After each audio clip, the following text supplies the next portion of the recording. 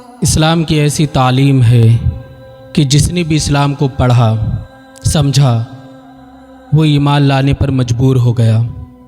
چونکہ لوگوں کے درمیان بتایا جاتا ہے، اکثر ناواقف لوگوں کے ذریعے، بے خبر میڈیا کے ذریعے، فتنہ و فساد پھیلانے والے چینلز کے ذریعے کہ اسلام دہشت گرد کا نام ہے، اسلام فتنہ و فساد کا نام ہے، اسلام لوگوں کو کاٹنے کا نام ہے۔ اللہ کی عزت کی قسم یہ سب جھوٹ ہے۔ ارے میرے نبی کی تو تعلیم یہ ہے کہ اے میرے امتیوں، جب تم وضو کرو تو وضو میں زیادہ پانی نہ بہانا، اس کا بھی تم سے حساب لیا جائے گا اور تمہیں دینا پڑے گا۔ جس مذہب کی یہ تعلیم ہو، یہ قانون ہو، جو دنیا کی سب سے عظیم ترین کتاب ہے مسلمانوں کے نزدیک، وہ ہے قرآن۔ قرآن میں اللہ پاک ارشاد فرماتا ہے فَمَن يَعْمَلْ مِثْقَالَ ذَرَّةٍ خَيْرٍ يَرَهُ وَمَن يَعْمَلْ مِثْقَالَ ذَرَّةٍ شَرًّا يَرَهُ، کہ تم ذرہ برابر نیکی کرو گے وہ بھی دیکھو گے اور ذرہ برابر گناہ کرو گے وہ بھی دیکھو گے۔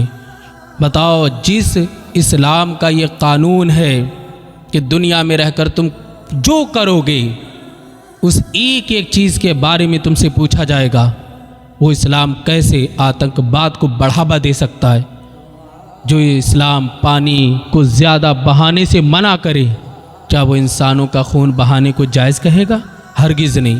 میرے نبی علیہ السلام جب صحابہ کرام جنگ میں جاتے، جہاں پر بے نیام تلواریں ہوتی، سامنے والا لشکر کاٹنے کے لیے تیار ہوتا، ان کی تلواریں مسلمانوں کے خون کی پیاسی ہوتی، تب میرے نبی ارشاد فرماتے، جنگ میں جا رہے ہو کسی بچے کو شہید نہ کرنا، کسی بوڑھے کو شہید نہ کرنا، کسی عورت کو شہید نہ کرنا، یہ اسلام کی تعلیم ہے۔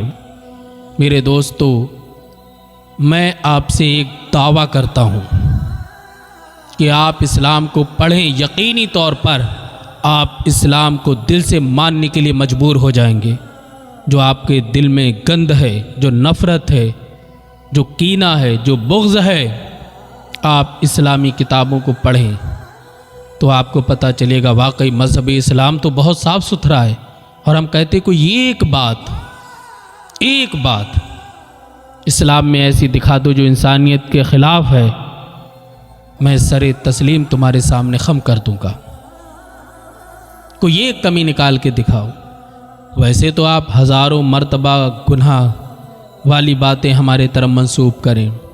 دیکھیں، شراب پینا اسلام میں حرام ہے، لیکن کوئی مسلمان پیے یہ اس کا اپنا عمل ہے۔ سود کھانا اسلام میں حرام ہے، کوئی مسلمان کھائے اس کا اپنا عمل ہے، اس سے اسلام کو داغدار نہیں کیا جائے گا۔ کوئی بہت اچھی گاڑی ہے، بہت کروڑوں روپے میں گاڑی آئی، اس کا ڈرائیور اس گاڑی کو کہیں ٹھوک دے جا کر، تو یہ ڈرائیور کی غلطی ہے یا گاڑی کی غلطی ہے؟ تو آپ کہیں گے ڈرائیور کی غلطی ہے۔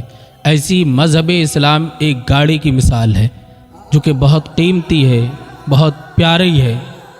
اب اسے چلانے والا اگر غلط طریقے سے چلائے گا تو یہ غلطی اس کی ہے۔ اگر کوئی مسلمانی نام رکھ کر کے شراب پیے تو یہ شراب پینے والے کی غلطی ہے، اسلام کی غلطی نہیں۔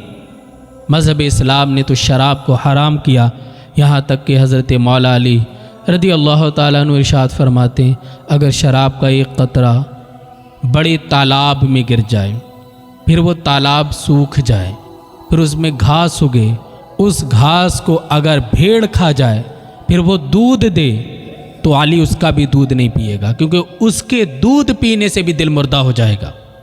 شراب کو کتنا برا تصور کیا ہے مذہب اسلام نے۔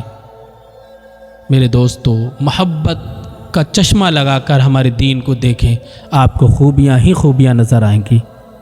جہاں عورتوں کا لحاظ رکھا گیا، بتایا گیا کہ ماں کے قدم کے نیچے جنت ہے۔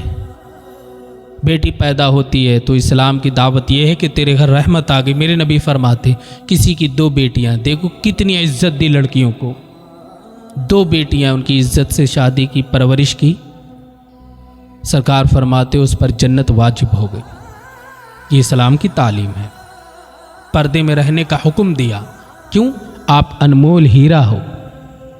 بہت سی ایسی باتیں ہیں جو ایک ایک موضوع کو پکڑا جائے تو گھنٹوں تقریر ہو سکتی ہے، مختصر یہ ہے کہ اسلام کی تعلیم یہ انسانیت کی تعلیم ہے، انسانیت کی بقا کی تعلیم ہے۔